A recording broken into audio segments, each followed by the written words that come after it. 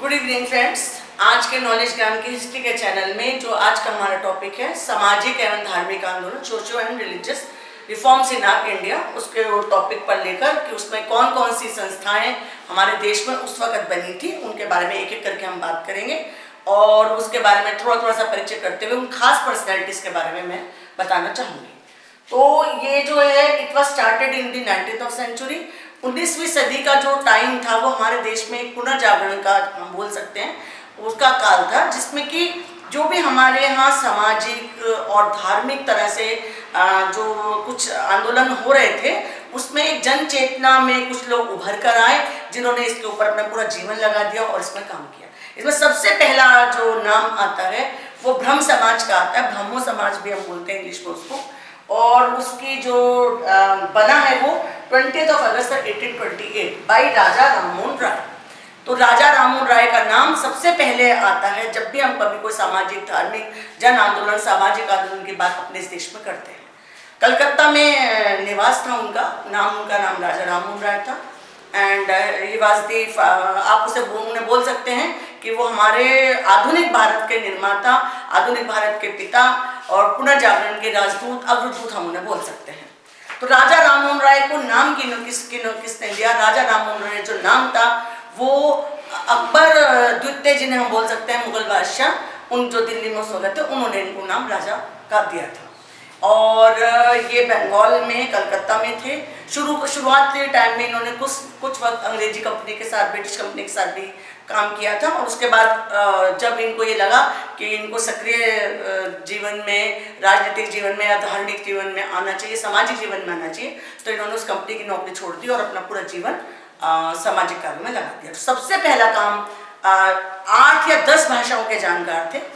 बंगाली में शब्द कौमुदी अखबार निकाला और सबसे पहले इन्होंने आत्म सभा करके जो एक 1821 में आत्म सभा करके एक इन्होंने संस्था बनाई जो बाद में ब्रह्म समाज में परिवर्तित हो गई। ब्रह्म समाज की स्थापना हुई है 20 अगस्त 1828 को कलकत्ता में और इसने इसी सामाजिक और धार्मिक आंदोलन का में काम करना शुरू कर दिया।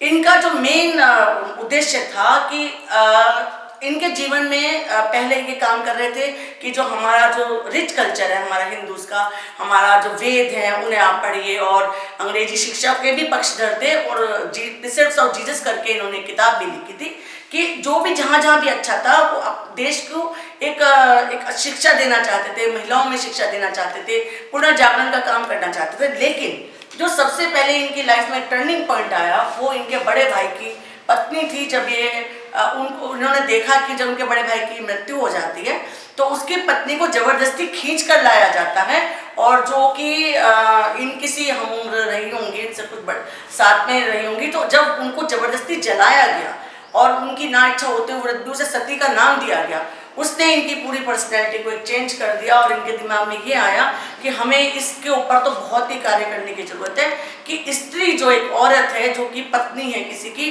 वो एक इंसान के रूप में क्यों नहीं देखी जाती। ये एक बहुत ही गलत कल्चर हमारे देश में, जबकि हमारे यहाँ शुरू में ये कल्चर नहीं था, ना आर्यस में था, ना मतलब ये जो है मतलब जो शुरू में हमारा वैदिक समाज में था उसमें सती प्रथा का कहीं कोई उल्लेख नहीं था। धीरे धीरे ये जो सती प्रथा थी इनको दिल को झकझोर कर दी। इंग्लिश भाषा बहुत अच्छी थी, विदेश जाते थे, बहुत पढ़े लिखे व्यक्ति थे, काम बहुत अच्छा करते थे, तो इनकी दोस्ती अंग्रेज अधिकारियों के साथ थी। तो विलियम बेंटिक उस वक्त हमारे गवर्नर जनरल थे, उनके साथ उन्होंने मिलकर इन्होंने उनके प्रयासों से 4 दिसंबर 1829 को सती प्रथा को इल्लीगल ठहरा दिया गया और एक कानून बना दिया गया। अगर अब कोई सती होती है तो उसको इलीगल हो जाएगा, उनको कानूनी प्रक्रिया से गुजरना पड़ेगा। तो इस वजह से इनका नाम बिल्कुल एक स्वर्ण अक्षरों में लिया जाता है। जब भी ये बात आती है औरतों की स्थिति की हमारे देश में, तो सती प्रथा को बैन करवाने में इनका नाम आता है और उनके सहयोग से इसे इलीगल हो गया था। इसके बाद इन्होंने छुआछूत के ऊपर काम किया, इन्होंने स्त्रियों की शिक्षा के ऊपर काम किया। एक और बात थी कि हमारे यहाँ विधवाओं की शादी नहीं होती थी, तो ये विधवा विवाह के समर्थक थे। बेसिकली इनको दिमाग में ये चीज आया कि सती प्रथा क्यों है, विधवा लड़कियों की स्थिति खराब क्यों है, क्योंकि हमारे देश में स्त्री शिक्षा पे काम ही नहीं होता था। उस वक्त स्त्री शिक्षा पे काम नहीं होता था और बहुत ही निम्न स्थिति स्त्रियों की थी। इस वजह से इन्होंने काम किया और अभी और भी काम ये करते, ब्रह्म समाज बहुत अच्छा काम कर रहा था। तो अकबर जो थे मुगल बादशाह थे, उन्होंने अपना राजदूत बनाकर इनको ब्रिस्टल लंदन भेजा था। पहले भी लंदन की यात्रा कर चुके थे, तो वहाँ भेजा था। तो वहीं पर इनकी ब्रिस्टल में ही इनकी बाद में डेथ हो जाती है। और उसके बाद जो ये ब्रह्म समाज है, ये अपना जो भी कार्य कर रहा था, बाद में इनके ब्रह्म समाज को द्वारकानाथ टैगोर के जो पुत्र थे, वो देवेंद्रनाथ टैगोर और केशव चंद्र सेन, दो नाम बड़े लिए जाते हैं, उन्होंने इनके काम को आगे बढ़ाया। आगे चल के साधारण ब्रह्म समाज में और आदि समाज में, आदि ब्रह्म समाज में ये बट गया। और लेकिन केशव चंद्र सेन ने भी ब्रह्म समाज को बहुत बढ़ाया, उन्होंने पूरे देश में यात्राएं करी। उनकी प्रेरणा से ही ब्रह्म समाज में आगे चल के बम्बई में ये प्रार्थना समाज आत्माराम पांडुरे राणा डीजी मिलकर बनाते हैं। उधर मद्रास साइड में वेद समाज इनकी प्रेरणा से बनता है।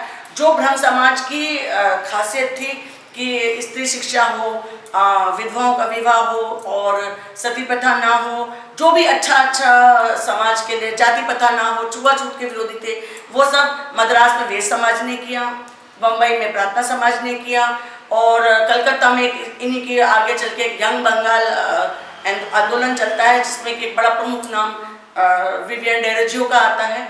तो ये जब भी हम कभी भी सामाजिक और धार्मिक पुनर्जागरण की बात करते हैं, तो इन संस्थाओं का बहुत अधिक प्रमुख नाम है। आगे चल के इसी तरह 1875 में एक स्वामी दयानंद सरस्वती आते हैं, जो कि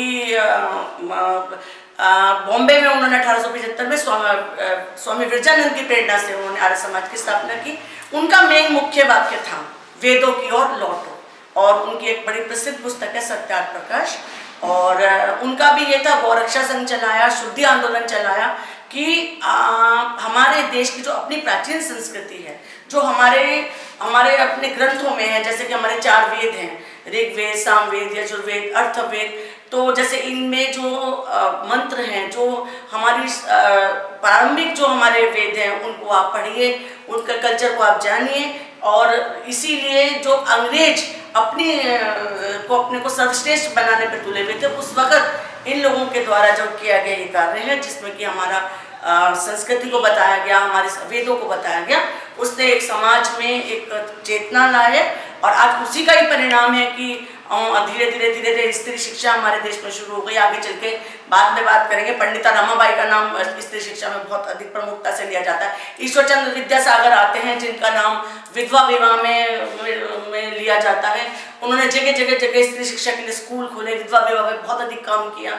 राणा डेजी आते हैं प्रमुखता से। तो इन सभी लोगों को नमन करते हुए जो भी इन्होंने स्त्रियों के लिए हमारे देश में कार्य किया, तो वो सब आप लोगों को बताने का मेरा उद्देश्य था। आगे चलकर हम इसके बारे में और अधिक बात करेंगे। धन्यवाद, थैंक यू, नमस्कार।